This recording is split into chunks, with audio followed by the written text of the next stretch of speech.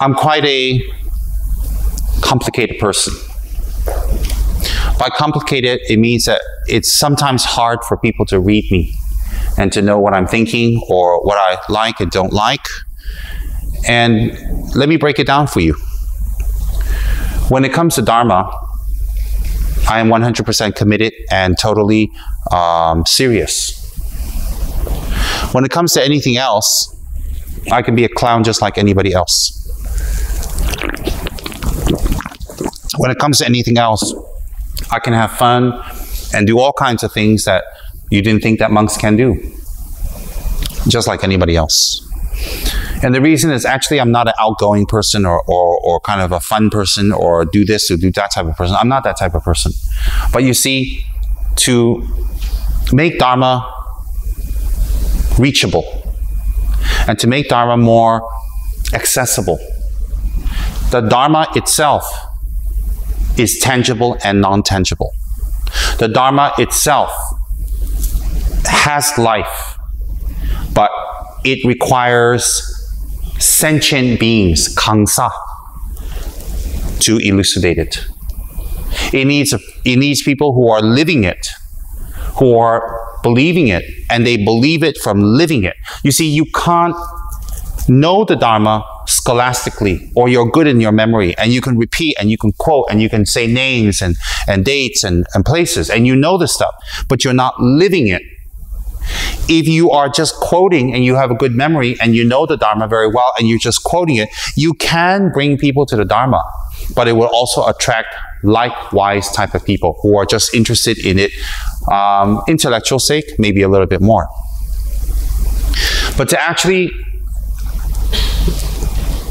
as Kyabje Sorum, she said, to actually moisten a person's mind and practice, to moisten the ground in which you plant the seeds of Dharma, you have to practice. And I remember during Lama Tsongkhapa's initiation, Kyabje Soramji in Los Angeles at Tubden Darjeeling told us very clearly, I remember even to this day, like it was just this morning, that he says, if we practice the Dharma, if we ourselves commit to the Dharma, if we ourselves really surrender everything, excuses, justifications, anything and everything that can be disturbing to others, if we surrender and we adopt the Dharma, then Kyabje Soramji says, then when we speak or teach the Dharma to others, it will really, really move them.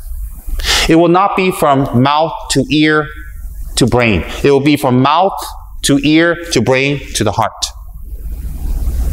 So therefore, it is very important for all of us to really accept the Dharma. On what basis? Some people might say, well, I don't know a lot. Correct. But there are people around you who do know a lot. Well, those people make these mistakes and they act like that, they talk like that. They do act like that, they do talk like that, they do make mistakes, and they are strange at times, but they're much better than other people. Much, much better. So therefore, to make the Dharma experience alive in another person's mind and to change their lives, change their destinies, change their outlook and their goals and aspirations, you yourself finally must 100% accept the Dharma. Look, what's the worst that can happen if you accept? What's the worst? Even if hypothetically there's no bardo and no next life and no karma, we still have to have a good job or a good purpose or something good to do in this life. Whether it's writing books, whether it's helping the poor, whether it is being a singer, whether it's being a businessman, whether it's being a good housewife, a good businesswoman, it doesn't matter. You see, because if you give yourself up to whatever you're doing in this life, at least this life, you will have some sort of results. Satisfaction. But if you don't do it all the way and you do it halfway and you do it part way, then the result will always be part way. So therefore, to really look around you and look at the past and look at examples, look at the Mahasiddhas, look at the stories of High Lamas, look at our teachers, look at the monasteries, look at the people around you who have committed I mean, everybody around us can be a hero who have committed to the Dharma. Because, you know, in this day and age, to commit to the Dharma means to commit to others, which means to commit to yourself less in a negative way. Those are heroes. So instead of looking for perfect heroes, where people have to be perfect, we look for people who are doing their best. And when we look for people who are doing their best, that would be good enough. Because, you know, if we're going to be a judge and say that person has to be like that for perfect for them to be my hero or my object of inspiration, then we have to look at ourselves. What have we achieved besides, if not even in the Dharma, what have we achieved? So therefore, what's important is that we ourselves have to accept the Dharma. Practice the Dharma. And I'm not talking about empty words. All the way. And how do we start? The same thing I've been griping on and talking about for 15, 20 years now. What is your worst quality? Eliminate it. Every birthday, one of your negative qualities, eliminate it. I have a lot of negative qualities. I've eliminated some. Proof that Tsem Rinpoche has eliminated some of my negative qualities. Proof.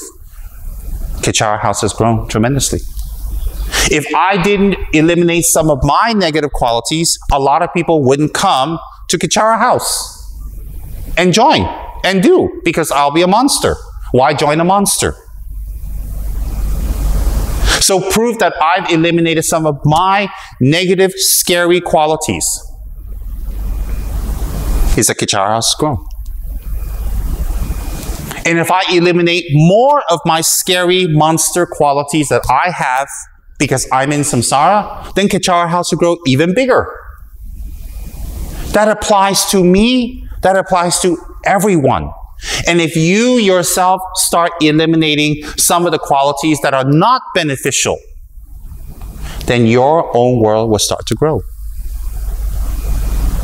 Your work will grow. Your friendship will grow. The respect for you will grow. Your respect for yourself will grow.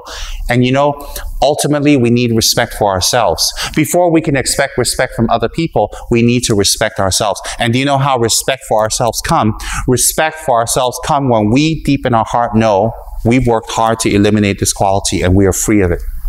Actually, to be free of negative qualities is really to be free. To hide behind negative qualities, to keep negative qualities, to defend, to protect, to justify negative qualities, you will never be free. You may hide it from other people who don't know what you're hiding. And you think that's freedom, but it's not freedom. Freedom is not hiding or avoiding what you know you should be doing and you're not.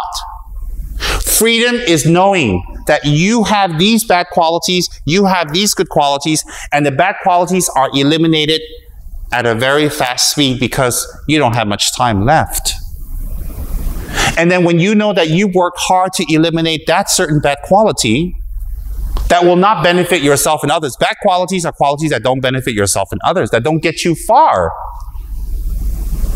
Then you will have self-confidence. Then you will grow. Then you will talk more, better. Your head will stand up straight. Learning and doing things will be easier and easier. Why? Because you earned it. Hiding, avoiding, justifying. Hiding our bad qualities.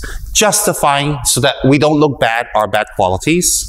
And covering our bad qualities will bring us a little bit of benefit short term. Long term, no. Do you know why? Because other people will destroy their bad qualities and move ahead. And when you look at them, they started with you 5 years ago. They moved this far. You're still here. And then 6 years later, they're here. You're here. Then 7 years later, they're here. You're here. And then the gap between you and them become farther. And when it becomes farther, you have to hide more, cover more, explain more. Maybe you might even leave or run away or don't want to talk anymore. Because why? The gap is too far. Most people who leave, most people who run away, not everybody, are people who don't like that gap. And the gap is too glaring. The gap is too obvious. Gap means the difference between you and your progress and other people's progress. So when the gap becomes very big, you think, I should leave. I should go. I must go away. I can't do this anymore. Why? Because you yourself are not looking at what you should do, but you're looking at the gap. That gap feeds insecurity. That gap, that space feeds anger. That gap feeds negative thoughts. That gap feeds everything in us that makes us unhappy. We don't want to go that direction. So what we need to do is, whatever has happened to us is our karma. If you really believe that, and you should now, you will let go of anger very quick. Look, if you found out your car has been stolen because the gate was open, and you're angry, and you want to know why and who, and then when you think back and someone says, hey, you left the gate open, you go, oh. Then your anger at other people goes away because you left the gate open. Similarly, in that same example, if you want to lessen your anger, your insecurity, and your fears, then you got to let go of the qualities in you that hurt yourself and others. And as long as you keep that, along with that good friend of yours, which is insecurity, anger, bitterness, falling behind, fear, those are your good friends for a long time, but they're not real friends. They are fair weather friends. They are friends that only when things are good, they look good. They're not real friends. So therefore, if we